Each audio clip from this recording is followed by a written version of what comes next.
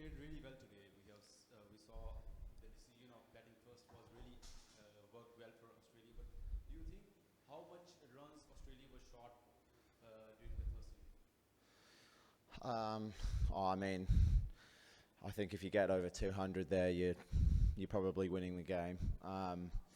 But yeah, I think it was similar to the first game. We were probably 30, 40 runs short at least. I think in a position we were in, we should have definitely got above 200. But in saying that, I thought the fight that we showed throughout the second innings, I thought the boys never stopped having a crack the whole time. I think we all believed that we were still in the game and we could still win the game, and I think that showed. I thought everyone applied themselves really well in that second innings. Yeah. Josh? I want to add something. During the first inning, when Australia was batting, do you think Pakistan bowled really well, or there was some bit of mistakes Australia made in the first inning? I mean, I think they bowled well, but I think we let them back in the game. I mean, I'll hold my hands up. I'm accountable for that sort of collapse there. I think if I'm batting another 10, 15 overs and just taking the game deeper, I think we get to a good total.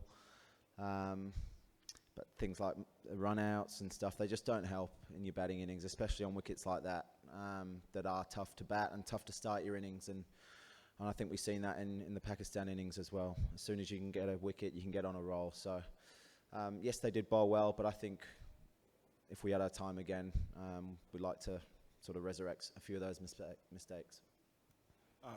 Do you think that when Marnus Bhushan got run out, that was lack of communication, and that was the turning point of the match? And secondly, you feel that winning a toss and batting first was a good decision, because in Pakistani innings, it was looking that was a good decision. So how much runs do you feel that on the board was a secure first innings score?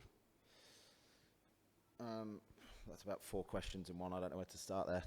Okay, on Marnus, yeah, it was clearly a lack of communication. Otherwise, there wouldn't have been a run out.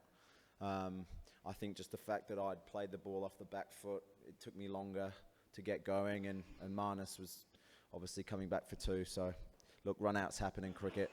They're a part of the game. And in terms of the toss, yeah, I think that T20 series we played here before the World Cup in January, I think, or February.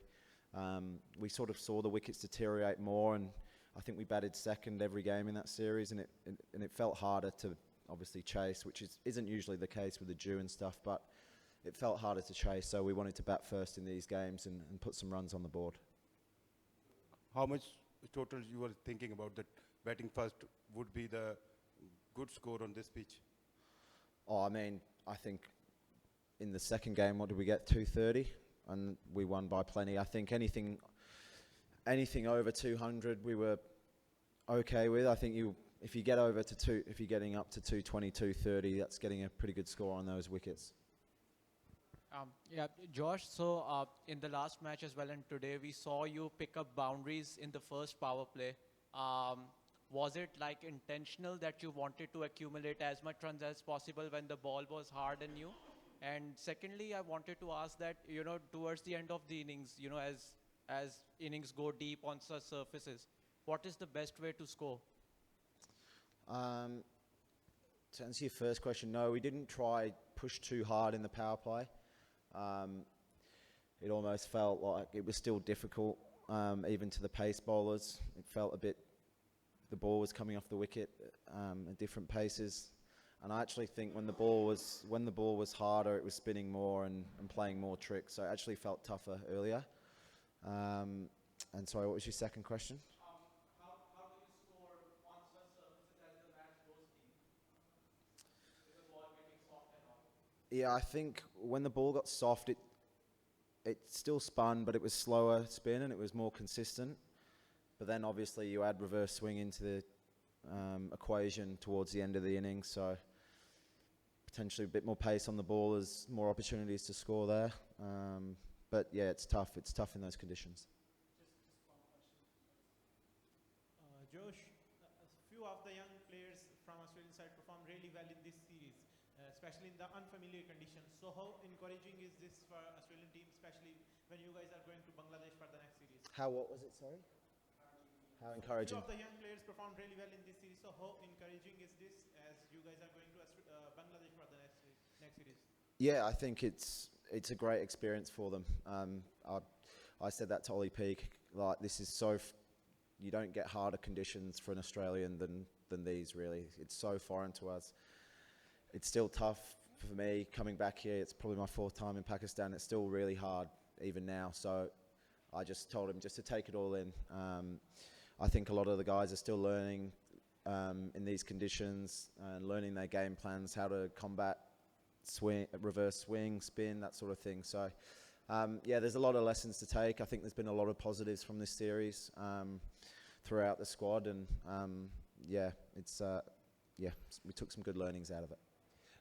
Josh, the two of the senior players, Cameron Green and Marnus Labuschagne, didn't perform well as people were expecting in the series. How do you assess them as the senior players in the upcoming series for Bangladesh? I mean, obviously, you always want to score runs, but it's not always the case. I think Greeny's come from T20 cricket, and it's obviously pretty hard, and those conditions aren't easy out there. And when you're playing games every 2 days and you're not sort of in rhythm and you're not in good form at the time, it can be quite tough to get out of. So, look, they're both fantastic players, and I'm sure they'll be back scoring runs soon. Thank you.